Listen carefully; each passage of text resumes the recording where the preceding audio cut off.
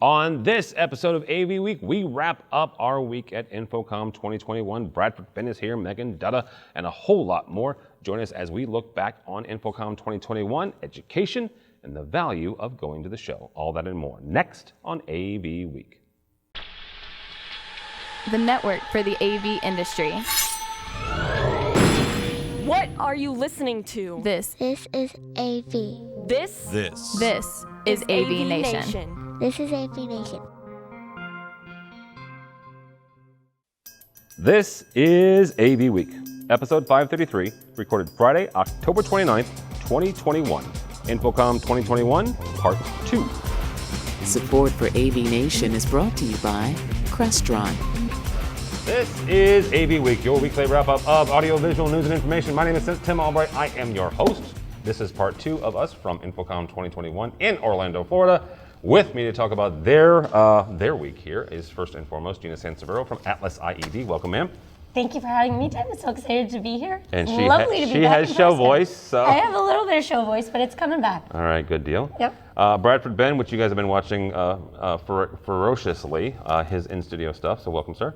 Thank you for having me. You might know me from such great things as interview 1, 2, 3, 4. I think we got 14 interviews at least. Pretty good. Highly recommend you go see them. The best thing is they have me in them. Yeah.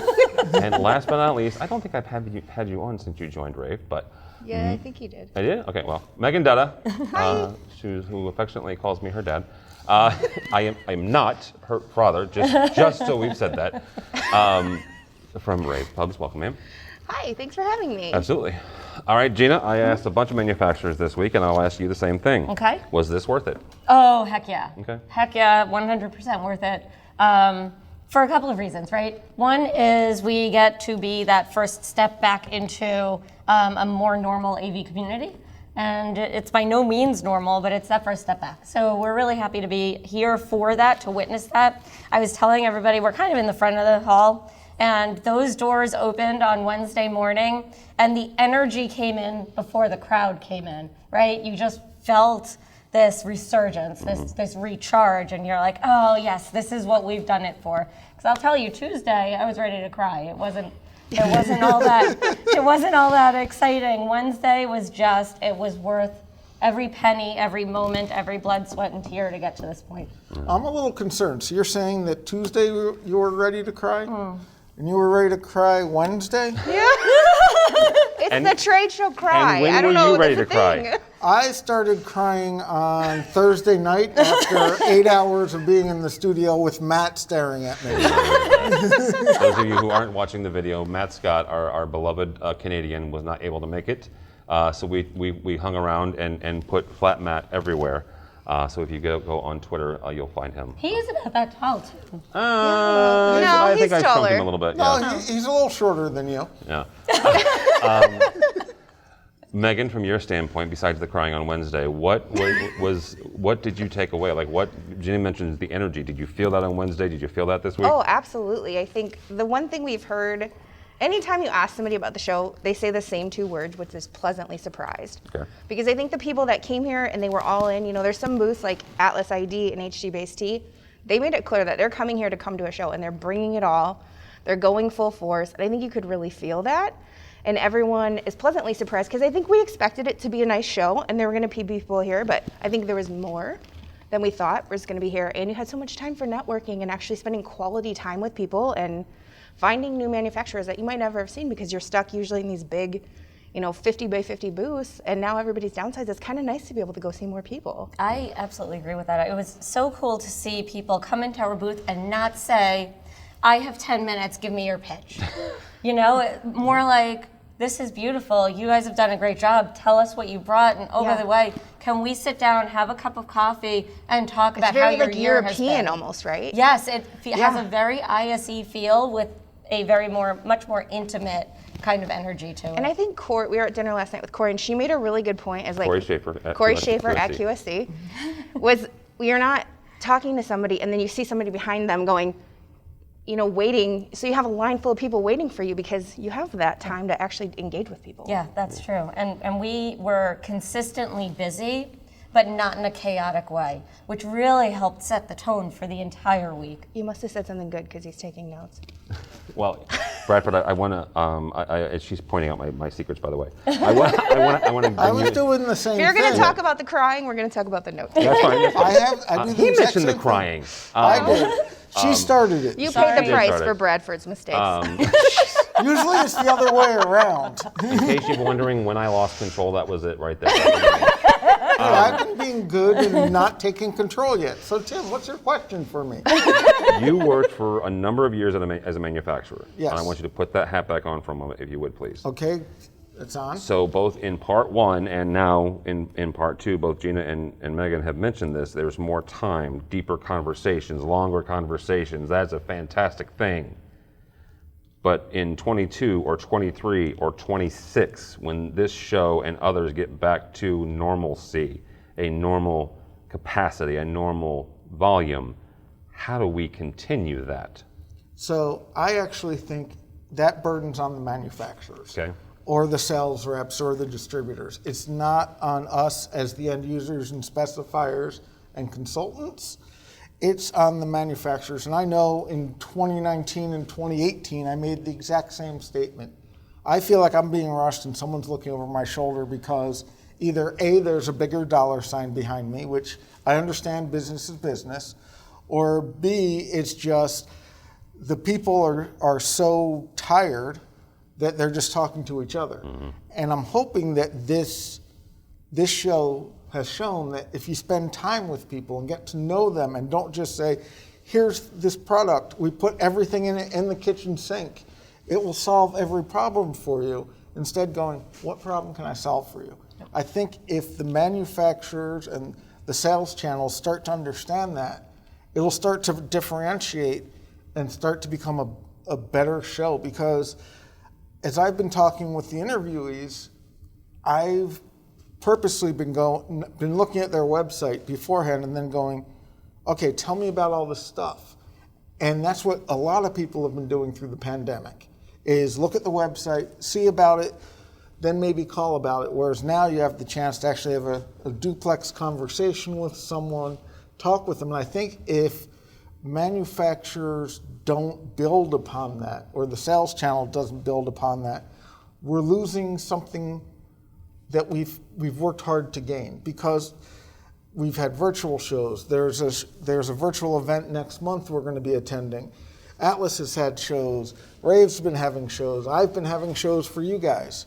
But actually getting a conversation together that's full duplex, no video camera in between you, I think is huge. And I think some of the manufacturers realize that, and they're here, even if they don't have a lot of tech. And some manufacturers aren't here because they're going, this is lead generation. And I think this show has not just this show, but most shows in person have gone from lead generation, meaning possible customer findings, to need decisions and specifications. And I think if people, especially manufacturers, look at it as how many feet do I get through the door and how many people do I scan, they're missing it. Because when I worked for a manufacturer, my customers weren't going to be coming through the door. I knew them, they knew me, but it was still worth it for me to go to a show to spend an hour talking to a customer face to face. And to be pragmatic, the ROI on that was typically higher than having me stand on the floor talking with everyone, because it's that relational selling. And I think that's going to be the change that comes from this, and that what having us all together shows how we can move forward, and this is the next phase of business.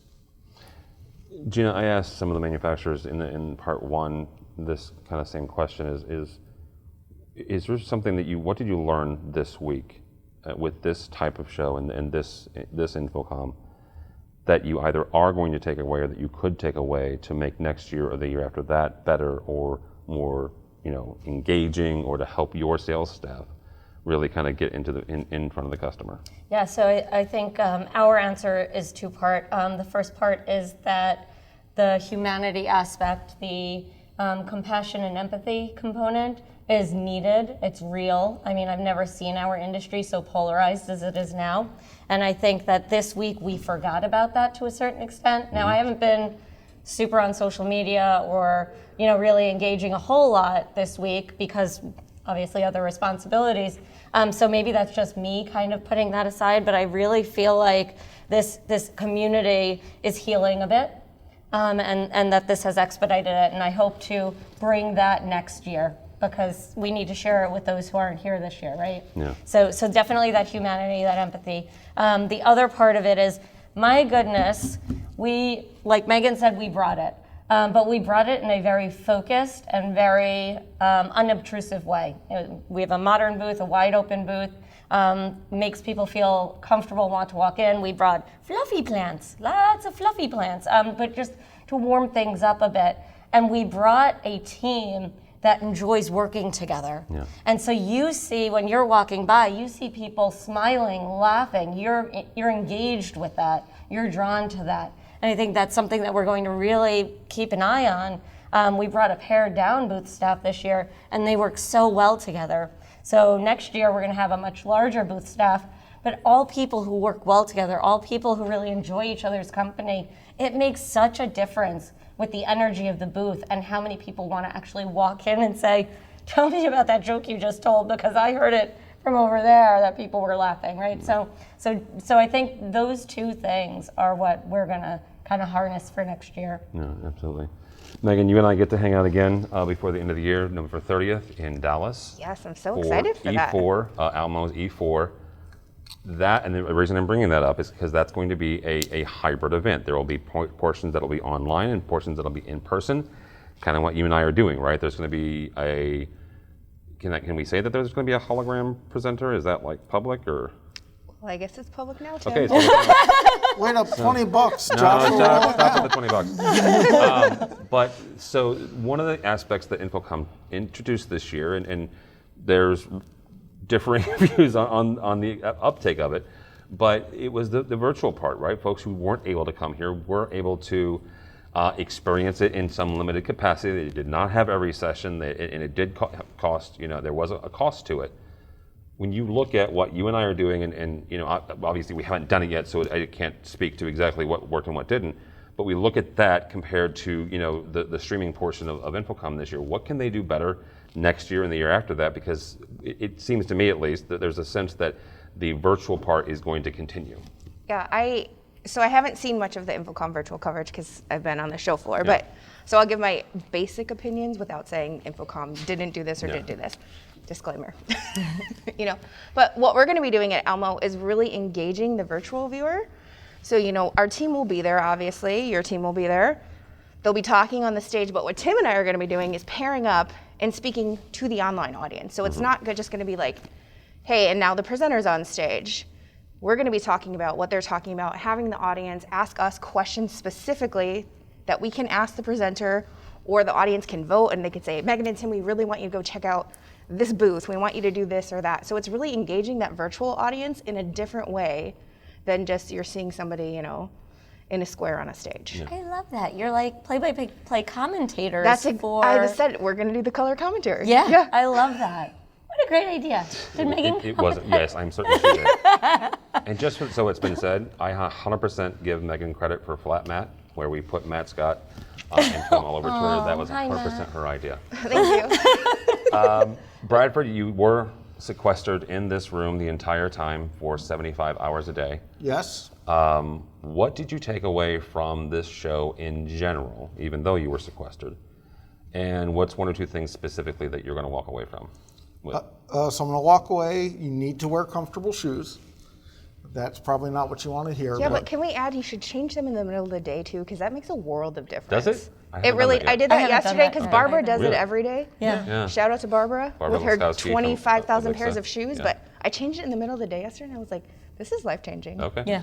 Okay, so besides that throwaway joke, so things I'll come away with and learn. One of them is, and I believe the ladies have already spoken about it, is the big booths and the larger companies kind of have a towering presence over everyone here. And because it wasn't those big monolithic companies, I got to meet a lot of companies that I hadn't talked to before, that I hadn't seen. We had a much wider range of people involved. I also think that the other thing I take away is that the show is not solely about the people count. And I know this sounds a little odd, and perhaps it's too much manufacturer showing, it's a great milepost still of having an event where you can say, here's all the new products. Because even though it's been a slow 18 months, there have been a lot more products coming out and updates and firmware updates and new features and HD Base 3, new revisions and all that. And having a line in the sand that everyone aims towards has been good, because now as a consultant, but even previously as a manufacturer or as an end user, if stuff just keeps trickling out every day, you just kind of go, I'll get to it tomorrow, I get to it tomorrow. But now that it's one big event, I can get all of that information while I'm thinking about receiving it in. And to me, that's kind of what happens having a show again.